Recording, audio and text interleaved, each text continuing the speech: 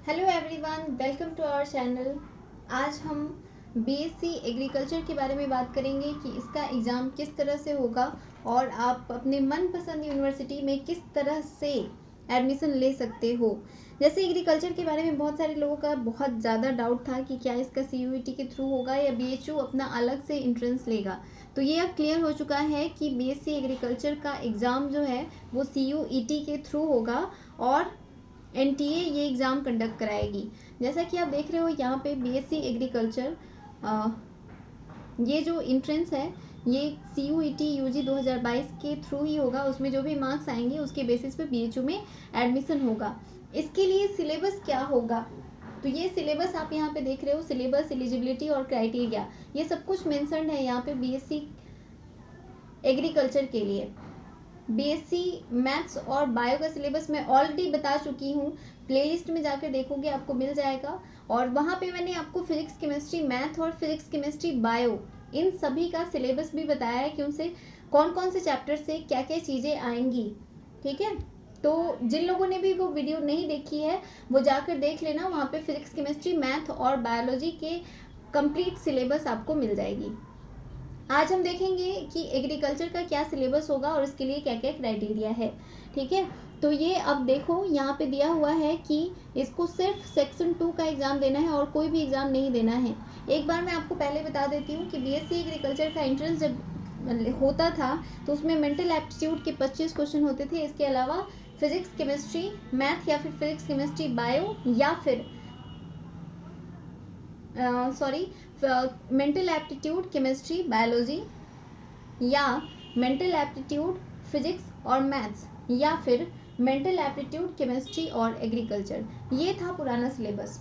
लेकिन अगर अभी की बात करोगे आप तो अभी दिया हुआ है या तो आपको फिजिक्स केमिस्ट्री मैथ या फिर फिजिक्स केमिस्ट्री बायोलॉजी या फिर फिजिक्स केमिस्ट्री एग्रीकल्चर, ये 3 ग्रुप है, इसमें से कोई भी आप एक ग्रुप का एग्जाम दे सकते हो। मतलब आपको कोई 3 ही पढ़ना है। अगर आप मैथ्स के स्टूडेंट हो तो फिजिक्स केमिस्ट्री मैथ्स पढ़ो, अगर बायो के स्टूडेंट हो तो फिजिक्स केमिस्ट्री और बायो पढ़ो, और अगर आप एग्रीकल्चर से करना चाहते हो तो आपको फिजिक्स केमिस्ट्री और एग्रीकल्चर पढ़ना पड़ेगा। ठीक है, तो बस इतना ही चीज़ें आपको पढ़नी है बीएचयू में एडमिशन लेने के लिए एग्रीकल्चर में।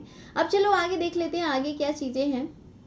तो इसके लिए एलिजिबिलिटी जो है वो 10+2 होना चाहिए, या तो एग्रीकल्चर से या कोई भी साइंस स्ट्रीम यानी कि मैथमेटिक्स या फिर बायोलॉजी। तो क्या होता है हमारा सिलेबस, और इसमें कम से कम 50% मार्क्स होना चाहिए टोटल। एग्रीगेट मार्क्स जो है अगर आपका 50% है तभी आप एलिजिबल हो अप्लाई करने के लिए। और इसके लिए एज मिनिमम 16 साल होना चाहिए और मैक्सिमम 25 साल। ठीक है, मतलब 1 जुलाई 2022 तक 25 साल आपका एज होना चाहिए, यानी कि 1997 से लेकर 2006 के बीच अगर आपका डेट ऑफ बर्थ है तो आप इसके लिए फॉर्म भर सकते हो। अब क्राइटेरिया क्या है, तो सिर्फ सेक्शन 2 में जो स्कोर आएगा उसी के बेसिस पे बीएससी एग्रीकल्चर में बीएचयू में एडमिशन होगा। अगर अदर किसी यूनिवर्सिटी के सिलेबस के बारे में आपको जानना है तो हमें कमेंट करके ज़रूर बताइएगा, मैं उसके सिलेबस और क्राइटेरिया के बारे में भी बताऊंगी कि उसके लिए आपको किस तरह से कौन कौन से सब्जेक्ट ग्रुप चूज करने पड़ेंगे। फिलहाल तो इतना क्लियर है कि ये सिर्फ physics chemistry maths, physics chemistry bio या फिजिक्स केमिस्ट्री एग्रीकल्चर, इन्हीं तीनों में से कोई एक चूज करना है। केमिस्ट्री और बायो फिजिक्स इन सब का सिलेबस प्रीवियस वीडियो में जाकर देखोगे, वहाँ मिल जाएगा। आज हम देखेंगे एग्रीकल्चर के सिलेबस के बारे में, क्योंकि आप जानते हो कि CUCT ने पहले ही क्लियर कर दिया है कि सिलेबस जो है वो सिर्फ क्लास 12th का सिलेबस होगा, इसके अलावा और कुछ नहीं होगा। ठीक है, तो चलो एक एक करके देख लेते हैं। यहाँ पे देखो दिया हुआ है कि टोटल एग्रीकल्चर के 50 क्वेश्चन होंगे। आपको मैं बता देती हूँ कि केमिस्ट्री में भी 50 क्वेश्चन होंगे जिसमें से 40 करना है, फिजिक्स में भी 50 क्वेश्चन होंगे जिसमें से 40 करना है, मतलब टोटल 120 क्वेश्चन आपको करने हैं। ठीक है, इतना ध्यान रखना कि टोटल 120 ही क्वेश्चन आपको करना है। एक क्वेश्चन 5 मार्क्स का होगा और एक अगर रॉन्ग करोगे तो एक निगेटिव मार्किंग भी होगी। ठीक है, तो आई होप कि क्लियर होगा। एक क्वेश्चन 5 नंबर का, एक गलत करोगे एक निगेटिव, और टोटल 50 क्वेश्चन होंगे जिसमें से 40 क्वेश्चन ही अटेम्प्ट करना है। चलो अब देख लेते हैं इसका सिलेबस क्या है। तो पहला है agrometallurgy, genetics and plant breeding, biochemistry and microbiology. ठीक है, ये यूनिट 1 में दिया हुआ है। एग्रोमेट्रोलॉजी, एग्रोमेट्रोलॉजी में elements of weather, rainfall, temperature, humidity, wind velocity, sunshine, weather, रेनफॉस्टिंग, फोरकास्टिंग, क्लाइमेट चेंज और crop production. Genetic and plant breeding, इसमें cell and in structure, cell division, mitosis, meiosis, ये सब भी पढ़ना है।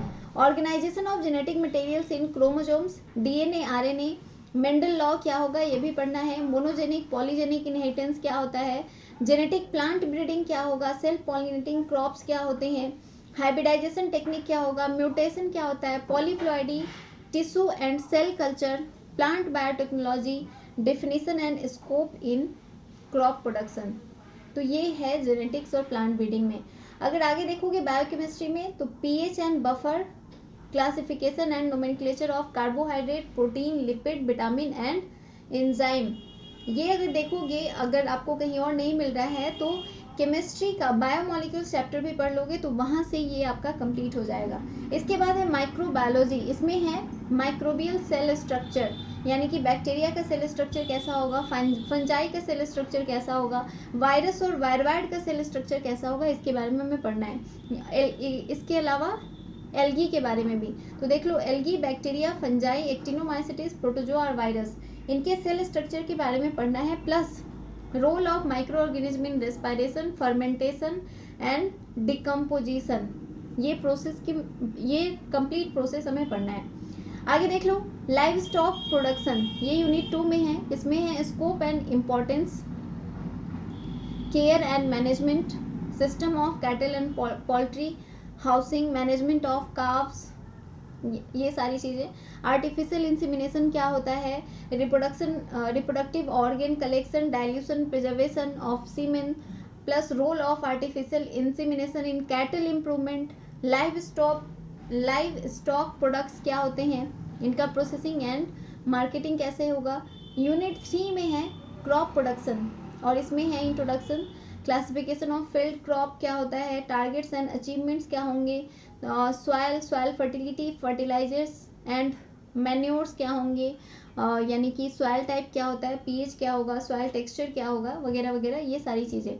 इरिगेशन एंड ड्रेनेज, किस तरह से इरिगेशन होगा, सोर्स ऑफ इरिगेशन, इसके अलावा water requirement of crop, method of irrigation या वाटर शेड मैनेजमेंट क्या होगा, वीड कंट्रोल क्या होता है, क्रॉप्स कितने तरह के होते हैं।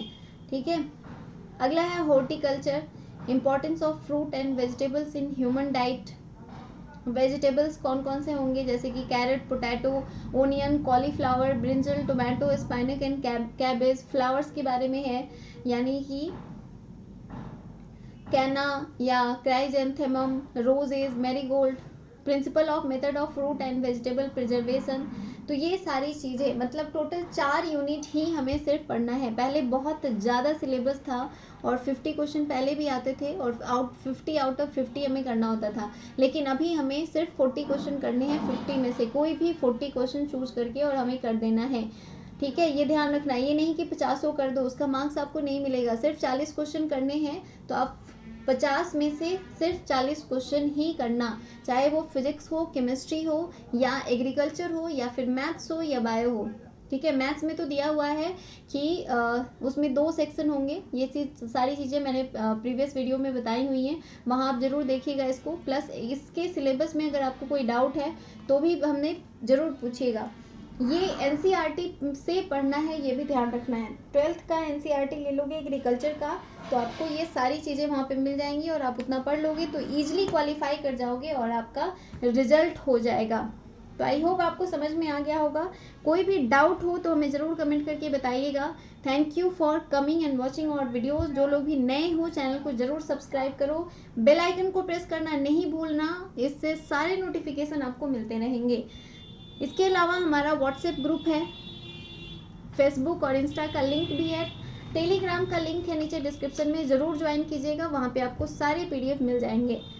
Okay then, thank you.